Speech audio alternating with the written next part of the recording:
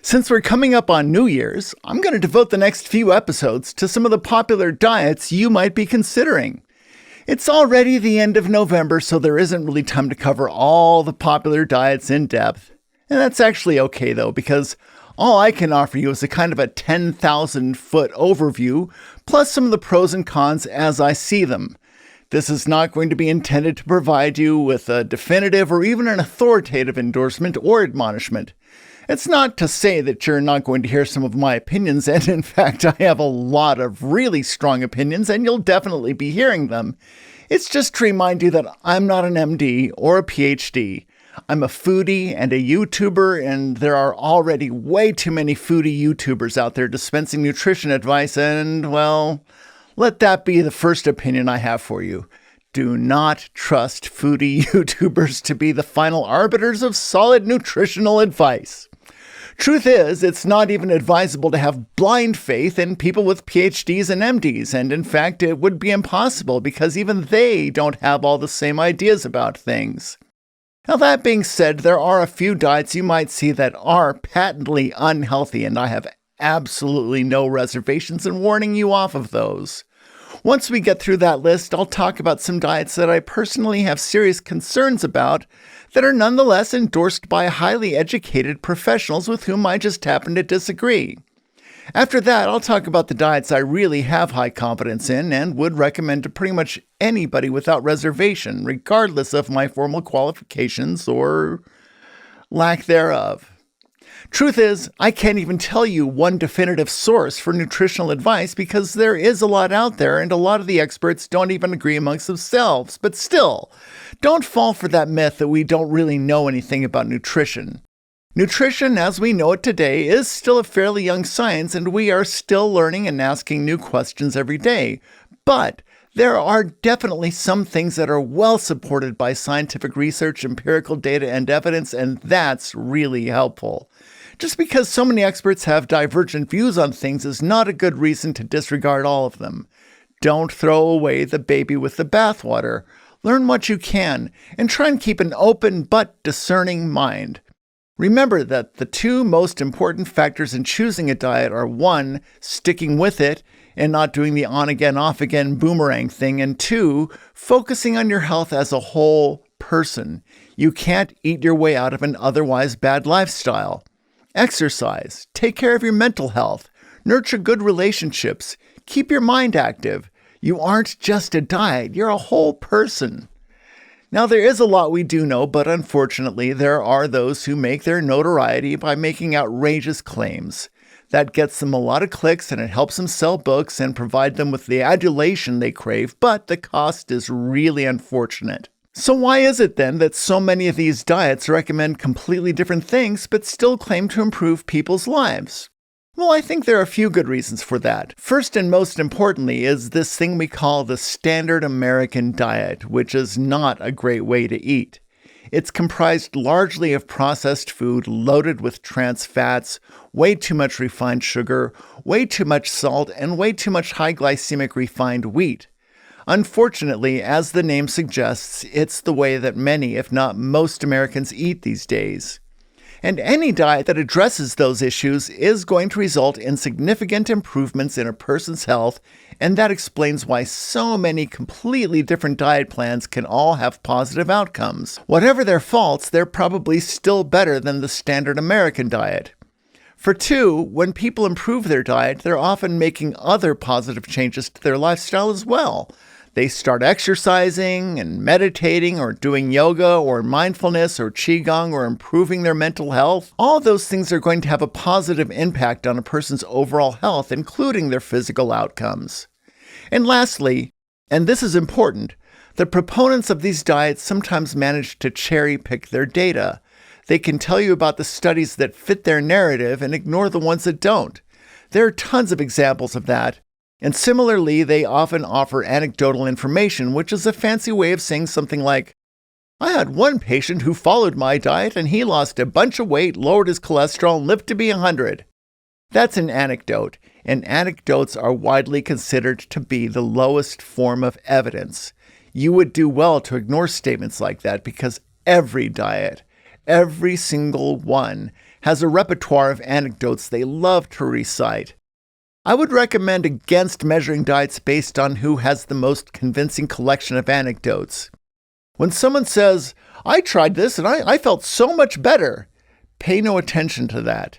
If anything, the more someone relies on anecdotes to make their point, the less confidence I tend to have that they can provide a real case for their assertions. That being said, here are some other red flags that you often see in hornswogglers recommending diets that indicate they may prioritize their own notoriety and financial success over your health. When they say, "This is scientific," "This is the secret," "This is the answer," "This is the reason you are bloated or can't lose weight or are tired all the time or get headaches or have this or that condition," or, my favorite, brain fog. I would challenge you to find me just one diet that doesn't promise to fix your brain fog. Even the nutritionists I wholeheartedly agree with promise to fix brain fog. Anyway, weight loss promises of more than 1 or 2 pounds per week. Elimination of healthy foods, entire food groups, or hyper-restrictive diets. Exaggerated results. Cherry-picking data, aka, in one study, the ones that undervalue exercise or eschew it altogether. People who assert that all other diets are bunk. This is the one. Selling specialty products such as prepackaged foods or supplements or subscriptions or cookies. Yes, cookies. Predation on people's insecurities and past failures. Over promises. If it sounds too good to be true, it probably is too good to be true. Making incendiary claims just to get attention. Saying something like, "Fiber is bad for you," just to get people's attention. Like the old saying goes, the only thing worse than being talked about is not being talked about. I think we all know that trick by now. Some people say inflammatory things just to get you to click on their thumbnail.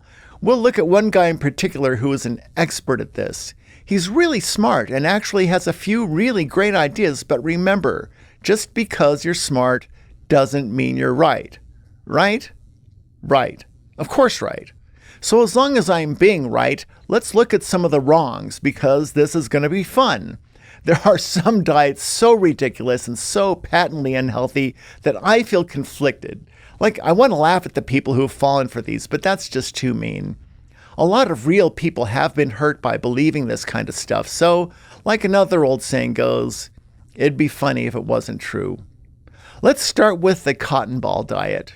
Yeah, really. Instead of eating food, people just eat cotton balls as a way to lose weight. They might dip it in some broth or something to give it a little flavor, but yeah, they're eating cotton balls. This is dangerous in so many ways. Cotton balls have no nutrition in them whatsoever. Your body needs nutrients to function, so this is basically prescribed malnutrition. They're not only devoid of nutrition, but they're actually toxic. Cosmetic cotton balls like you buy at the drugstore are not actually made of cotton. They're synthetic fibers and fairly toxic, but that's not the worst of it. Cotton balls can block your intestines, and a lot of people, most of them teenage girls with poor body image thanks to social media, end up getting emergency surgery to unblock their intestines because of this trend. Like I said, it'd be funny if it wasn't true. A similar one is the tapeworm diet. Yes, people actually buy living tapeworms and ingest them so that the food they put in their mouths gets eaten by the tapeworm. Again, this is a really misguided attempt at weight loss. As ridiculous as it sounds, this trick has been around for more than 100 years despite being illegal and dangerous. Aside from just being disgusting, tapeworms can obstruct the digestive tract, leading to surgery, and their eggs can cause cysts that can potentially spread to the brain and, in a few rare cases, even kill a person. It's happened. More commonly, though, people who eat tapeworms can suffer from a variety of issues like constipation, diarrhea, bloating, nutritional deficiencies, brain damage, and acute stupidity. I can't believe I'm actually saying this, but please don't eat tapeworms. Though if I can say one good thing about cotton balls and tapeworms, at least they involve eating something. There's a practice that's been around for actually literal centuries known as breatharianism. A breatharian believes that you don't need to eat food or drink water because all you need is the energy you get from breathing and sunlight. Do I actually have to tell you that people have died from this? A few have made media spectacles out of themselves, and they do get a lot of clicks and notoriety, but what I can tell you is that there is not one confirmed case in history of a successful breatharian. Every single one of them has either died or started eating again or lied about it, and we do have at least 5 documented deaths on record. Of those who do start eating, they have often already done the damage to their bodies by then. There is zero evidence of this being good for anyone. You need to eat food and you need to drink water. I'm just trying to imagine the level of brain fog someone would have to do this one. Please don't ever try it. You might have heard of the Special K diet, where you have to eat Special K for breakfast and lunch, and then you can have whatever you want for dinner. There is so much wrong with this. Imagine the kinds of junk you can have for dinner. Fast food, bags of chips, donuts. Heck, I suppose you could just have a pint of whiskey and call it good. So that rule alone is pretty unhealthy. As for the Special K itself, it's an ultra-processed food-like substance. It's really low in protein and really low in fiber. So just that alone is not doing you any good. So even if you were careful to eat a healthy dinner, you're still starting the day with ultra-processed, nutritionally impoverished junk. Even an autodidact food hobbyist such as I can tell you that this is a bad choice. The cabbage soup diet started getting popular back in the 80s, where you could only eat cabbage soup. Now, I don't trust elimination diets in general. In other words, diets that tell you to stop eating entire food groups. I think we do best when we eat a variety of foods, and eating only cabbage soup is an extreme example of an elimination diet, and it leads to nutritional deficiency. Surprise, surprise. No diet where you're only allowed to eat one thing is a good idea. It's a literal recipe for health problems. This one had a close cousin called the brown rice diet. Both of these diets died in their time, hopefully without taking any adherence with them. Next on my list does not, to my knowledge, have a name, but a disturbingly lot of people seem to eat this way, which is they live on snack food. Snack food has its place. In fact, I just had some chips. I'm not going to say that was a healthy decision, but snack foods should be just that. Snacks. Sadly, a lot of people think a bag of chips is a meal, or crackers, or cookies, and that sort of thing. This isn't quite as dumb as deliberately infecting yourself with a living parasite, but it's not a healthy way to eat. Just don't, okay? Although there is one snack-based diet that claims to be good for you. It's called the cookie diet, where you buy their cookies for about $80 per week. And then your daily diet consists of 6 of their expensive cookies and a meal consisting of a protein and veggies. The number one diet in these cookies, by the way, is sugar. They are cookies and they are loaded with refined sugar. The diet has a handful of celebrity endorsements, but that shouldn't surprise you because, well, cookies. I mean, seriously, cookies! Sugary cookies! In addition to the sugar and a few ingredients we all know, you can also find some sodium acid pyrophosphate, monobasic calcium phosphate, and of course, love. For all the low price of $80 per box. Now, I don't have any hard clinical trials evidence on this one. It might be out there, but I'm not going to put any energy into looking it up. $80 a week for the sugar-soused cookie diet. That's all I need to know. Tell you what else we all know is that the close cousin to the snack food diet is that standard American diet I mentioned in the beginning of this. The saddest thing about it is reflected in the name, standard. It's just how a lot of people eat these days. The SAD focuses on prefabricated foods like boxed dinners, frozen dinners, fast food, all high in ultra-processed ingredients that have been chemically separated and reconstructed into frankenfoods. It's high in trans fats, refined and hidden sugars, refined grains, processed meat, sugary drinks, and empty calories. There is very little, if any, micronutrient content. insufficient fiber, artificial colors and flavors that have been linked to genetic damage, cancer, and other problems. Places where a traditional diet has been replaced by the standard American diet have consistently seen a significant increase in obesity, diabetes, and other metabolic disorders. Why do people eat like this? Well, another characteristic of these foods is that they are what's called highly palatable. Literal teams of well-funded scientists design this stuff to be what they call craveable, which is a term used to describe the sensation of wanting the next bite before swallowing the first. Just the same way that cigarettes have been engineered to contain just enough nicotine to make you crave the next one in about 30 minutes, highly palatable processed food is engineered to make you crave the next one before you finish the first one. It's insidious. So to my knowledge, that pretty much sums up what I would call the obviously stupid diets. I mean, no sane person would propose these as being good for you. There are plenty of other diets out there that I don't particularly agree with, but some of them are actually designed and endorsed by real doctors and dietitians, so even if they're not ideal, they're probably not verifiably stupid. So that's the next tier up. Diets and recommendations that I suspect are not healthy, but have the backing of smart, educated people making plausible claims. I just happen to disagree with them for what I consider to be valid reasons, so from here on, I want to say that the next few diets, while not representative of how I think you should eat, are endorsed by at least a few educated people who seem to honestly believe that they're healthy.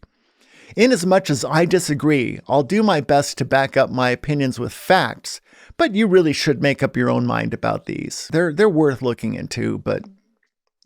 Now, elimination diets in general are suspect to me. Our bodies need a lot of different nutrients, and the best way to get them is from eating a lot of different foods. And there are a surprising number of people who disagree with me on this, but I feel very strongly that eliminating vegetables or fruit entirely is a bad idea. One type of food that I do think you should eliminate altogether is ultra-processed, chemically separated food. There is no benefit eating that kind of thing. Now, if you watch my channel, you may have noticed that I kind of pick on carnivores. Now, it bears mention that the carnivore, or lion diet, as it's often called, has the endorsement of several people with MDs and PhDs and all kinds of alphabet soup in their titles. People with far more qualifications than I have. But again, just because you're smart doesn't mean you're right. And there are at least as many, and in fact overwhelmingly more people with the same credentials who say the opposite. Honestly though, that kind of thinking, it's dangerously close to authority bias, which is the tendency to believe someone is right just because they're educated or famous or seem authoritative. Still, having read and listened to both sides, I can tell you that I don't think this is a good choice. I'll say it again, elimination diets in general are a red flag for me, and since this diet eliminates literally all plants and fungi, it's probably the most extreme elimination diet this side of breatharianism. I think high-quality meat is really healthy and can be part of a really healthy diet, but it's just a part. There are a lot of things we need that aren't sufficient in meat. Fiber, for one. I've already done an entire video on the importance of fiber, so I won't reiterate that except to say that the jury is not out on this one. We need fiber. Our gut flora need fiber, and meat can't really provide enough. There's almost zero fiber in meat, and that's a problem. There are also a lot of micronutrients that are mostly absent from meat, aside from trace amounts. Now, some proponents point out that you have to eat the organs of the animal as a way of getting all your vitamins. If you eat enough of them, you might manage to get enough vitamins and minerals, though that's actually still up for debate. What's still insufficient is all the polyphenols, such as the phytochemicals, pigments, and flavonoids that your body uses to fight disease. As for the anecdotal data, there is enough incidence of colorectal cancer, high LDL cholesterol, heart disease, and increased markers for inflammation among carnivores so as to raise some concerns among many researchers. I've also noticed that a lot of former adherents have either jumped ship or modified their diets to include more variety. There's also reports of less serious conditions like constipation. I might be wrong on this one, and I'll be the first to admit it if I am wrong, but for now, I'm pretty strongly unconvinced by the lion diet, and the marketing does nothing to win me over. That whole hypermasculinity thing might sell clicks and books, but there's nothing about that paradigm that looks healthy to me. The hysterical claims also discredit the entire pitch for me. When they say things like, all plants are inedible, while about 80,000 plants are edible, makes me wonder if they're just super uninformed or if they have an agenda. What we do know is that some plants are healthier than others, and similarly, some animal products are healthier than others. They also claim that plants contain chemicals that dissuade animals from eating them. These chemicals are called phytoalexins, and not only are they not harmful to humans, but they actually have anti-carcinogenic and neuroprotective qualities. In other words, the same chemicals that protect the plant can also protect us. Now, some claim that there are no nutrients in plants that don't also exist in animals. Meat has no fiber, and fiber is important. You can survive on a meat diet, but that's not the same as being optimally healthy or at all healthy. Sometimes you hear carnivore proponents claiming that our ancestors were carnivores and therefore we should be as well. I'm going to go much deeper into this point in my overview of the paleo diet, but for now, suffice to say that our ancestors were not obligate carnivores, and even if they were, there's no evidence that we should emulate their diets. More on that later. As far as evidence goes, much of what I've seen about the impact of the lion diet is based on self-reporting. That doesn't necessarily make it wrong, but if anecdotal information is the lowest form of data, then self-reported anecdotal information might be an even lower bar still. Again, that doesn't make it wrong, but it is useful to remember that self-reported evidence is just someone making a claim. Many carnivore proponents claim that high LDL cholesterol is not a problem, and I know there's a lot of discussion on that point, and I'm not going to get pulled into that argument for now. But what's known is that eating a plant-free diet does raise LDL cholesterol. One person who does not himself eat the carnivore diet but has become an icon of the movement is a guy whose ads you've likely seen all over YouTube, a heart surgeon and scientist by the name of Stephen Gundry, who wrote a book that's become the veritable manifesto of the lion diet crowd called The Plant Paradox. Gundry has some interesting points, but he raises a lot of red flags, not just for me, but for a legion of respectable doctors and nutritionists. It's not my style to single people out, but I feel like we should talk about the plant paradox. There are things about Gundry that just don't line up. For starters, I do think he's a person who makes incendiary and hyperbolic statements simply to get attention. I think he lives by that trope that the only thing worse than being talked about is not being talked about. Admittedly, I'm sort of playing into his strategy right now by talking about him, but that's the trade-off for truth-telling sometimes. Gundry is an expert at marketing himself, and this is evident in the fact that he himself doesn't live in accordance with some of the things he says.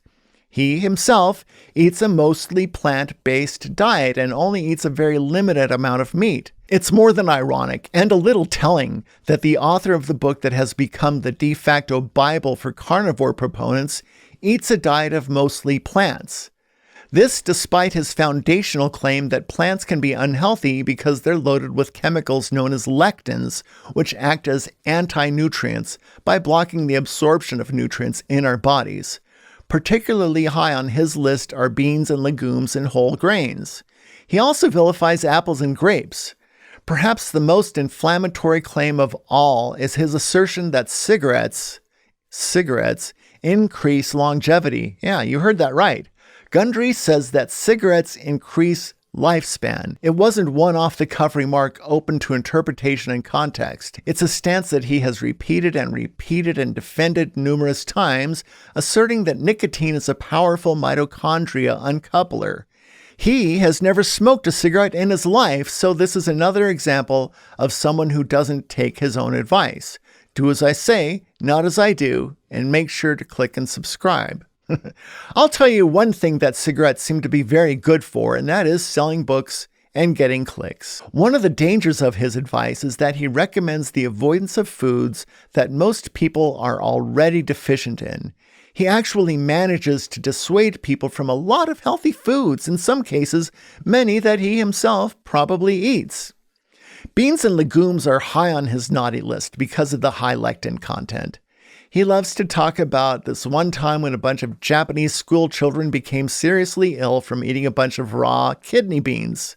And fair enough, but when was the last time you or anyone you know ate just one raw kidney bean, much less a huge amount of them? I mean, what the F kind of thinking is that? As for his assertion that, in his words, apples are horrible for you, he defends it by saying it's because an apple is not an apple anymore. It's had everything taken out of it. And that is pure hyperbole. Now, I'm the first to agree that commercialized produce has been bred for size, color, and sometimes sweetness at the expense of nutrition, but it's not an all or nothing proposition. Less nutrition doesn't mean no nutrition. Even the most devoid grocery store Frankenapple still has some fiber and pigments and nutrition. Maybe not as much as its 19th century predecessor, but it hasn't had everything taken out of it. He says fruit smoothies are the worst thing for you. He asserts that year-round fruit consumption leads to kidney damage and diabetes, despite numerous studies that indicate year-round higher fruit intake is associated with less diabetes, lower heart disease risk, and less risk of cancer. He repeatedly defends himself by saying it's all about seasonality and that in-season fruits are good for you while out-of-season fruits are bad. He's been quoted as saying a mother who gives her child a cup of grapes may as well give them a Hershey bar. He grossly exaggerates much of the time. He often says things that are likely to lead his followers into making dietary choices that he doesn't make for himself. Anyone who says that our problem is too much fruit must live in a different country. Now, the issue I mostly take with Gundry is that he makes exaggerated statements just to get attention. Many of these claims ignore the difference between bad versus less good. Imagine you see a bunch of dollars and quarters on the sidewalk, and once all the dollars are gone, you don't pick up any quarters because you think they aren't money or that they're negative money. Less money isn't the same as no money. Less good is not the same as bad. A modern grocery store apple may be less good than its 19th century predecessor, but that's not the same as bad. It's still sort of good for you, just not as good for you. I can't believe I'm having to explain this. Anyway, it wouldn't be too much of a stretch to quote him as saying that apples are bad, fruit smoothies are the worst thing, and Hershey bars and cigarettes are good. And just to keep from being guilty of the same thing, I'll point out that some of his ideas are good. Legumes do have lectins in them, and that's why it's a good idea to soak and or pressure cook them, which is what I do. Beans are an amazing healthy food, though. Randomized controlled trials of high legume versus no legume diets with identical caloric intake resulted in a 40% drop in inflammation along with lower blood pressure and cholesterol among the bean eaters. They also lost a little weight. In addition to the lower risk of heart disease, bean eaters have healthier blood sugar and a lower incidence of colorectal cancer. Regarding whole grains, people who eat them may exhibit a decrease in risk of coronary heart disease, death from heart disease, lower likelihood of cancer, lower likelihood of all-cause mortality, death from respiratory diseases, death from infectious diseases, and a lower likelihood of type 2 diabetes. Most Americans are low in whole grains, legumes, and fruit, and that's where this whole thing just falls apart. How can those things be the cause of all our problems when we're not really eating them? It just doesn't make sense.